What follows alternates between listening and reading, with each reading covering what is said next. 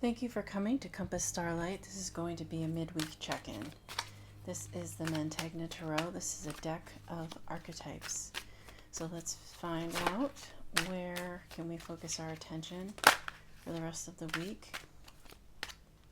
What kinds of characteristics or on what kind of attributes can we focus our attention, aim to embody, strive to emulate. We have Calliope, card number 7, Geometry, card number 24. What did I say? Calliope, card number 11? I feel like I said 27. Calliope, card number Calliope, card number 11, Geometry, card number 24, Poetry, card number 27, and Divine Light, card number 50. Okay. Yes, we'll start there. This deck is the Starseed Oracle. This is a deck of oracle cards.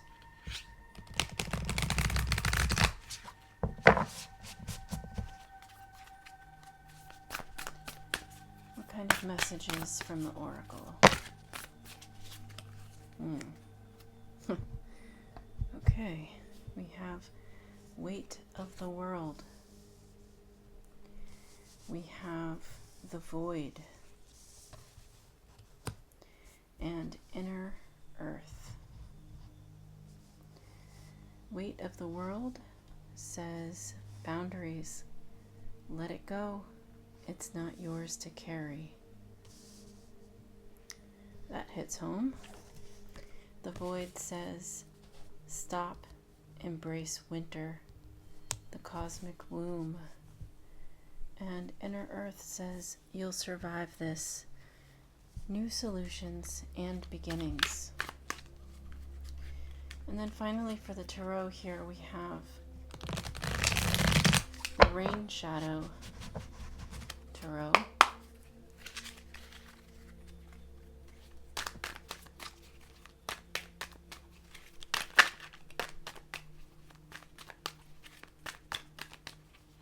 What kind of messages from the tarot for the week, for the rest of the week? This is the midweek check-in. What kind of energies? We have the Magician. We have the 7 of Wands, followed by the 5 of Pentacles. That 7 Wands has been prominent and tenacious. What other messages from this Rain Shadow Tarot?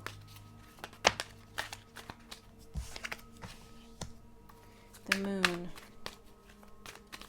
We could get 2 more cards.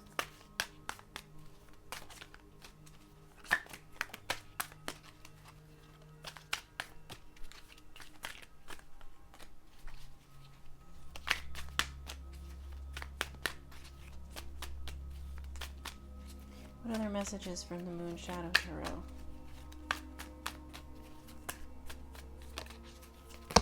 Oops. That is too many.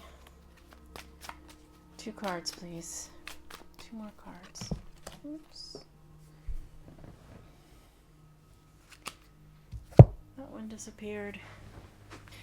Okay. The Devil. Yeah. Figures. One more.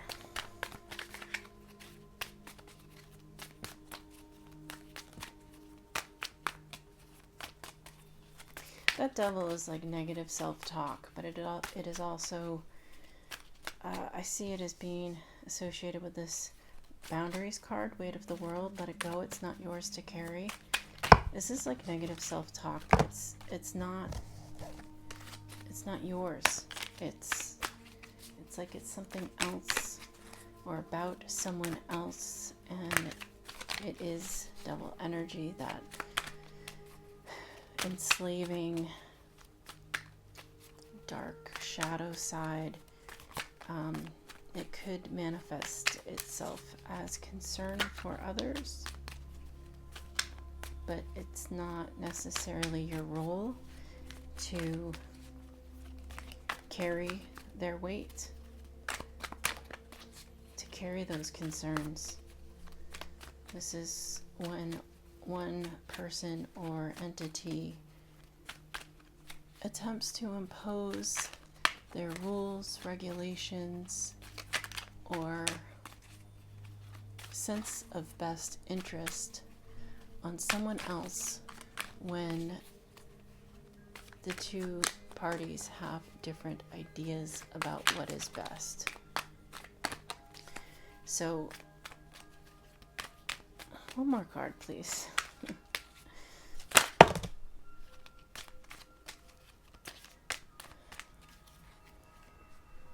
I don't know about taking this Ace of Pentacles. These are too many cards. It's too many. Ace of Pentacles.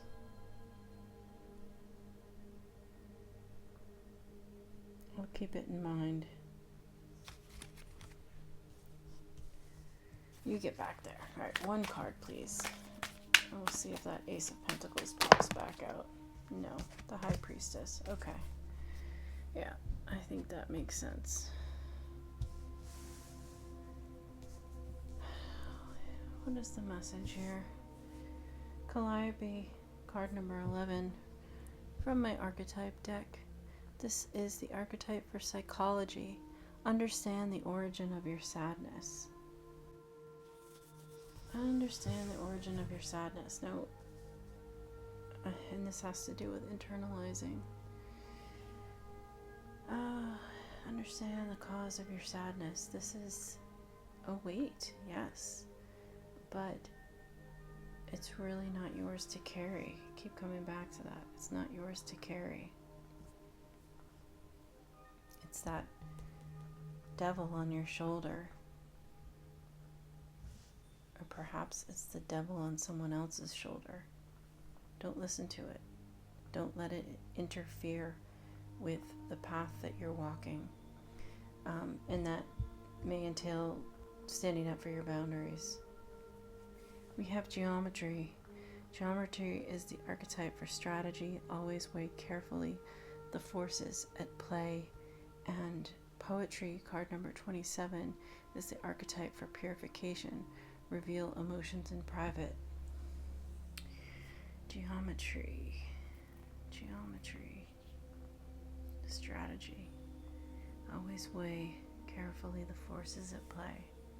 There may be things going on, things that you're experiencing in your life that don't necessarily directly impact your life, but they can impact your mood, your outlook, your focus. They can alter your focus. They can adjust your perspective. And I think the key here is to stay focused on your own path and not to stray from it. The Five of Pentacles is that feeling of loss. This Five of Pentacles, the moon and the devil. This is, don't get lost. Don't get lost in drama or struggles of others. Focus on your own way, on your own path. Sometimes it's easy, find the source of your sadness. It's easy to have lived through trauma and sadness and see how others are reflecting their own traumas and sadness. It's easy to see it because it's something you've lived through. And really, how do we move through our traumas? How do we heal ourselves from the sadness? We can't take our own lessons always and share them with others and have them take the same path to heal themselves. It's really a personal path. we have to focus on boundaries to know that whatever work we've done on our own paths is almost the building of a structure that can help us be and maintain a sense of stability. But if somebody else is going through their own traumas and sadness, even if you invite them in to that structure of safety and stability that you've created through your own healing, you cannot expect someone else, or I'll just leave it at that. I would say another party, but just for the example, you can't expect someone else to come into that structure of safety and stability and be able to live by it, to be able to appreciate it when they're still going through their own struggles, if they haven't healed. And likewise, what works for one person doesn't always work for another person in terms of how to heal, how to go through that process, how to create their own sense of stability. The message of balance has been coming up. I've been seeing just in energy. Can you maintain balance? Can you maintain zero balance? Some people can't even get to zero from a negative place, let alone maintain balance there and hover in that place of generally having balance. We don't really want to be so low and so high, right? We don't want such a rocky ride. Consistency is part of what creates the sense of stability. But if you can maintain zero balance, and people around you, or situations or environments which you may encounter in your life seem unstable, all you can do is maintain your own balance. You cannot always stabilize another person, another situation, or an environment. In that sense, we have to let go of the weight of the world. We don't have control over that. We only have control over how we balance ourselves and how we walk on our own paths. So, Prima Causa is the archetype for intelligence. This is divine light. Always search for the origin of things. The origin, the purity, the balance, that zero coming down to center. Always search for that balance. This is reveal emotions in private. There may be things that you witness to be out of balance, and you can take those joys and you can take those sorrows from that which you are witnessing and internalize it. You can process it. You can acknowledge that which you are witnessing, but let it be like water passing through a vessel. Transmute it. This protagonist here has a flute and is able to transmute energy from the air into music, able to harmonize it. Also, there's the sphere here with the stars and the earth. These two cards suggest that the source energy, greater energies that play upon us, this one more so the energies of the heavens, the influences of the planets and the movements of the stars. How does that affect us on Earth? And again, that does touch again on the paths that we walk, how we process things, the lessons that we go through. And just because you've gone through certain lessons doesn't mean that everyone else has been able to mature through similar lessons. But don't let yourself drown in the sorrows of others. This image here is significant. So this individual could be overcome by the sorrows of their own lives, of their own traumas, or by the traumas of others. But we are being asked to be buoyant and to flow. And if you've ever had an opportunity to float in salt water, in water in general, it can be very healing. And finding that buoyancy brings us to the median between the air and the water, right? We're right on that line. And in that place, you have a balance between air and water.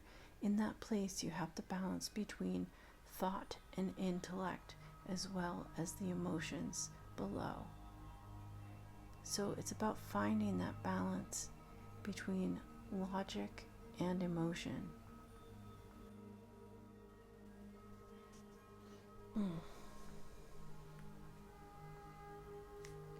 We have the magician here. The magician is able, again, to transmute energy.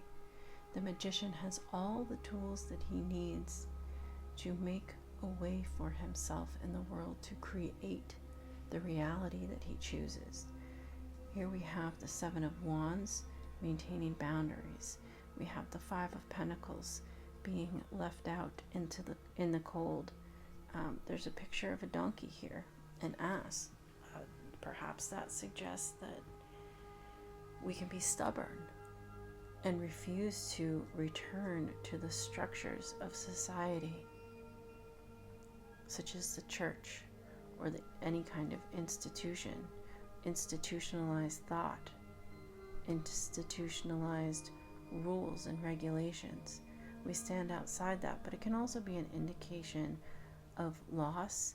And perhaps this donkey, if you make a fool of yourself, you become ostracized by standing outside the walls of the church. We have the moon. There are things that are hidden. What is hidden? And we have the devil, which suggests the weight of negativity, right? With the devil, you have the devil on your one shoulder and the angel on the other. These two voices that guide us. To which voice will you listen? The High Priestess here suggests that we have the divine wisdom and we know how to keep balance between the voices, right? Between the devil and the angel. We accept the dark side. We acknowledge it. And we transmute the darkness or the sadness. Now, Calliope also has a water fountain and a musical instrument here. It almost looks like a didgeridoo. It's some kind of horn. And a sphere of the full moon. So I believe we have the full moon coming up on the 21st of July. The fountain represents emotion. So on the 21st, I think we'll still be in the sign of Cancer or just about to transfer into the sign of Leo. This Cancer sign is the sign of emotion, understanding, compassion.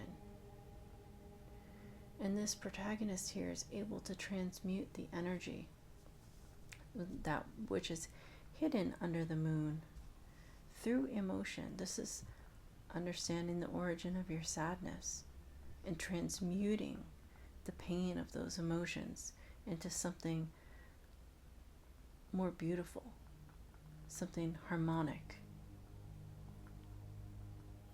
What is the strategy we can have to stay grounded? This protagonist is up in the clouds here.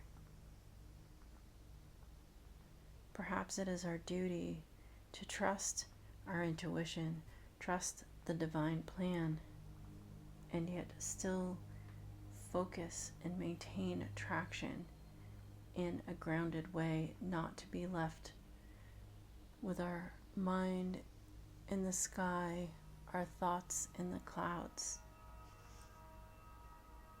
We could get lost in emotion. We could get lost in thought. We could drown in our sorrows. But the magician says we have the ability to maintain balance with all the tools. We have the ability to create a different reality. And the Seven of Wands with this boundaries card suggests that we can shield ourselves from overwhelming emotion. We can shield ourselves from runaway thoughts. We don't have to get stuck with our head in the clouds. We don't have to let the devil take over. Just because things are unknown to us, perhaps we don't have all of the clarity to trust in the divine plan and trust in our higher wisdom in order to move forward. We do have opportunity, a bright outlook for new solutions and beginnings. Let me read these 3 cards here from the Starseed Oracle. The Weight of the World card here says, boundaries, let it go, it's not yours to carry. And the book says, you don't need to carry it all. You're no good to anyone if you're running on empty and bogged down by the weight of the world. This card is a reminder to look after your own well-being before anyone else's, to stop carrying the world's problems on your shoulders, to put on your own oxygen mask first. In these changing times, it's hard not to feel overwhelmed by the state of the planet.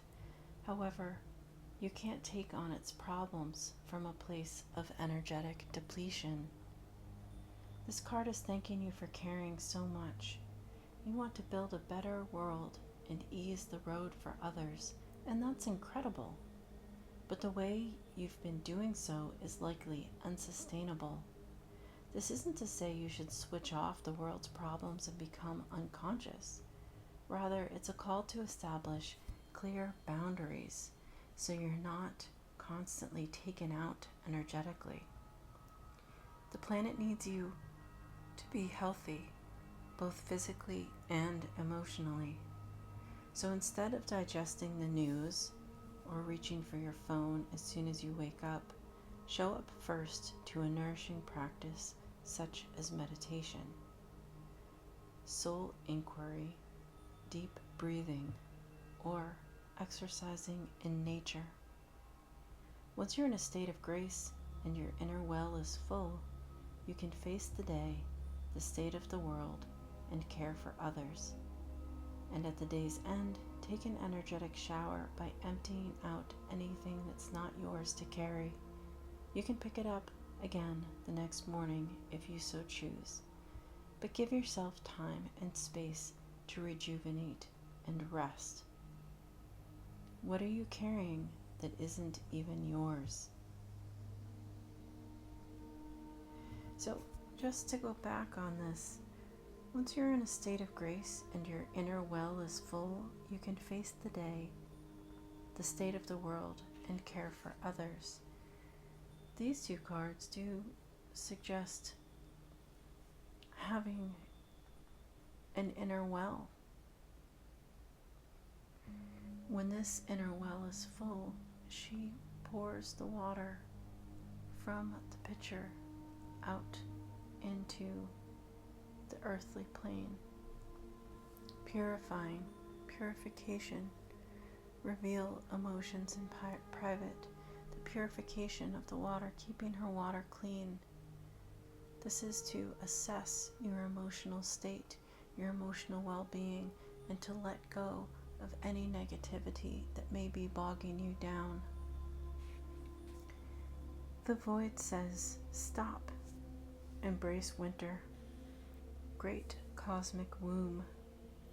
Everything and nothing exists in the void. It's where all life begins and ends. It's the winter and the womb, the fertile darkness where all things originate and all seeds grow. Comforting and intimidating, freeing and daunting. It can feel both overwhelmingly small and huge. The void is where faith lives. The message of the void is to surrender to the unknown.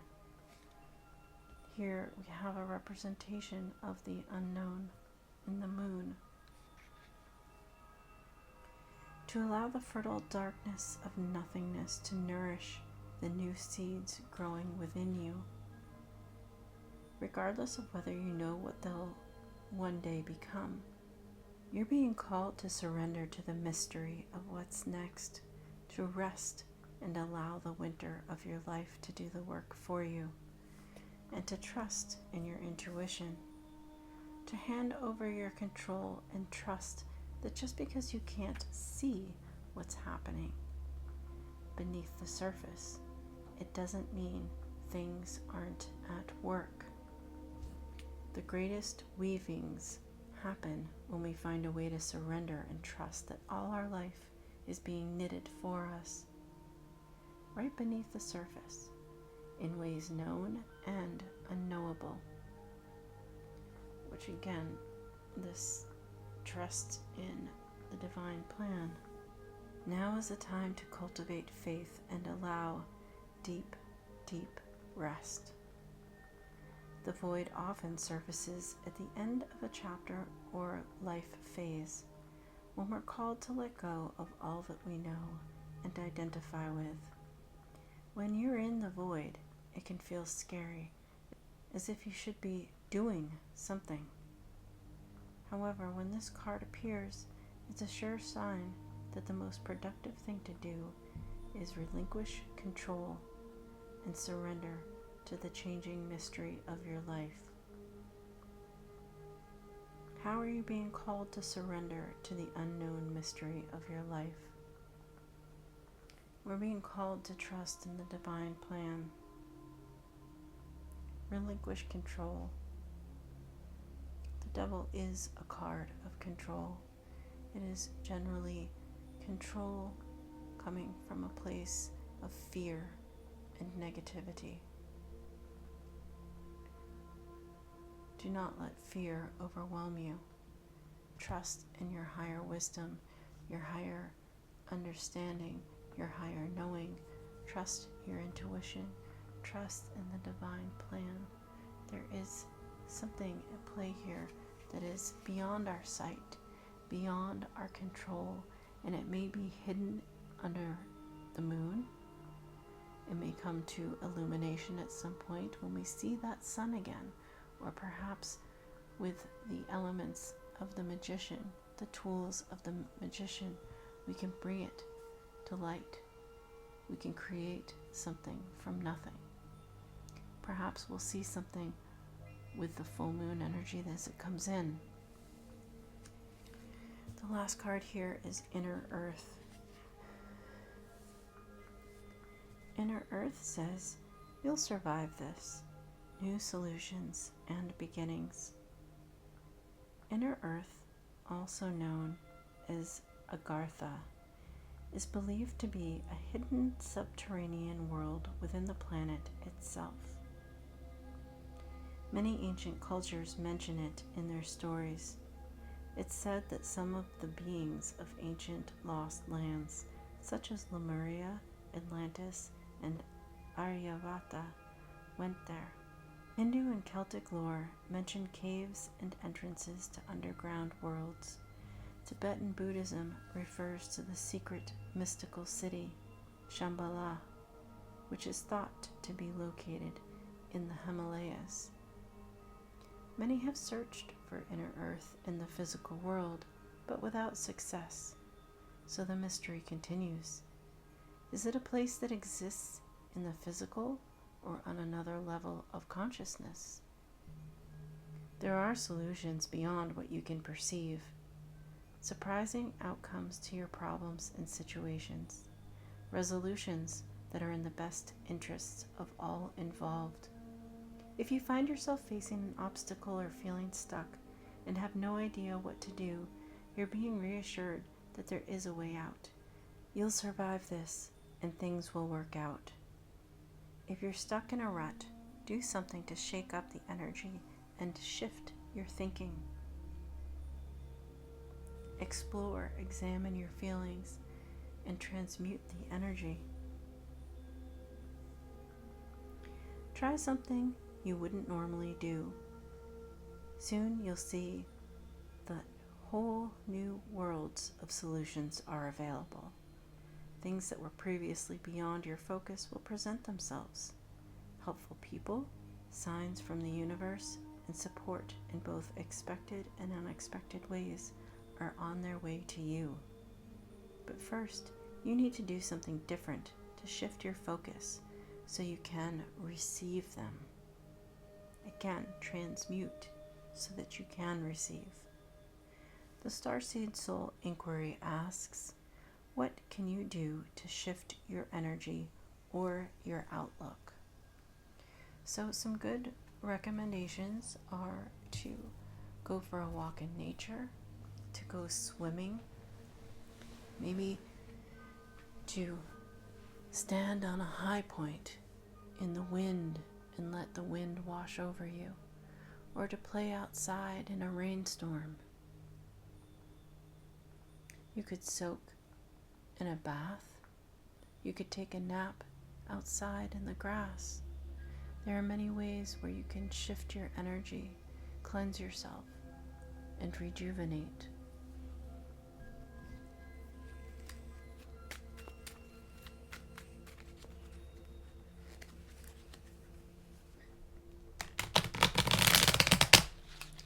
This is the Visconti Tarot. And this is my clarification deck. Let's see what kind of cards we can get on this reading.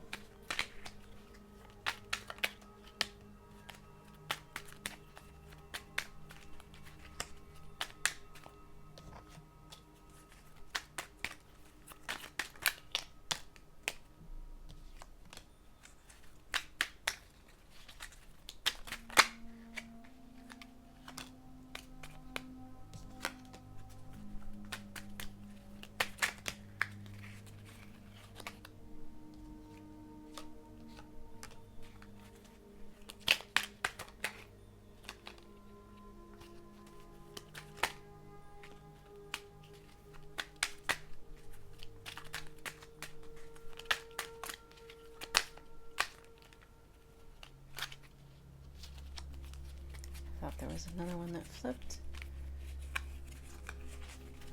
Let's see. I think there's one more that wants to come out. Here we go. Okay. We have the Hermit. We have the 10 of Coins. We have the 9 of Swords. We have Temperance, the Emperor, and the 8 of Cups. The Hermit. The Hermit has gone to the mountain. He has reflected on all the lessons, and he has learned the lessons. This lamp he holds to guide him is his intuition he trusts. It is also the star that is held within a great light, and he could release that and let it guide him, the guiding star.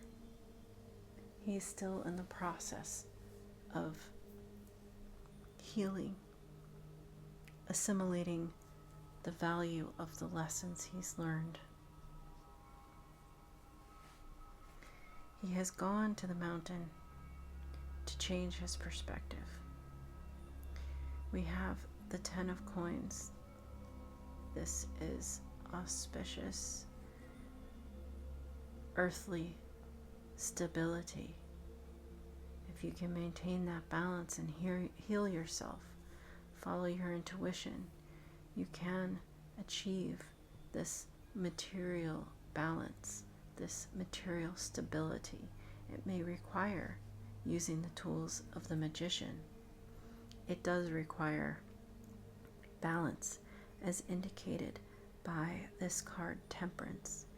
The protagonist in Temperance brings the two pitchers of water together mixing an elixir, trying to find a good balance in the contents. Emotional, perhaps emotional contents.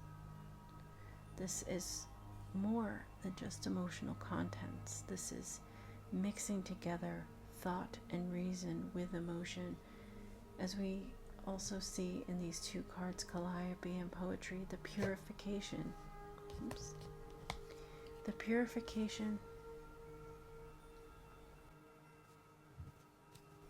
The purification of transmuting the causes, the origin of your sadness, and healing from it. It's mixing that elixir, understanding that there is a greater plan. The Emperor here is the culmination of all the kings. He has all the wisdom. He must make decisions and share his guidance for all the people. He has ultimate authority. You have the control over your path. As you make decisions with a balanced mind, after healing, you can trust in your intuition. You can trust that your intuition and your experience and your wisdom has led you to a place of stability from which you can make balanced decisions, from which you can share a stable outlook or plan. The Eight of Cups here is a card that suggests we walk away from that which no longer serves us. We walk away in pursuit of the divine light. How do we know that divine light? It is something we find within us, a joy, an enthusiasm, a happiness that we pursue after having done the healing. What serves you right now? What in your life is working for you? Pursue that further. What in your life is asking you to release something? What can you leave behind? We are being asked to leave behind that which doesn't serve us, and that includes the weight of what others are carrying. Release that. Release it to the void. This is a message of healing for the midweek, to consider with logic how your emotions are making you feel. Can you look at your emotions logically? Can you look at situations logically? Can you process those emotions with logic? That's the message I have for the midweek check-in. Thank you for coming to Compass Starlight.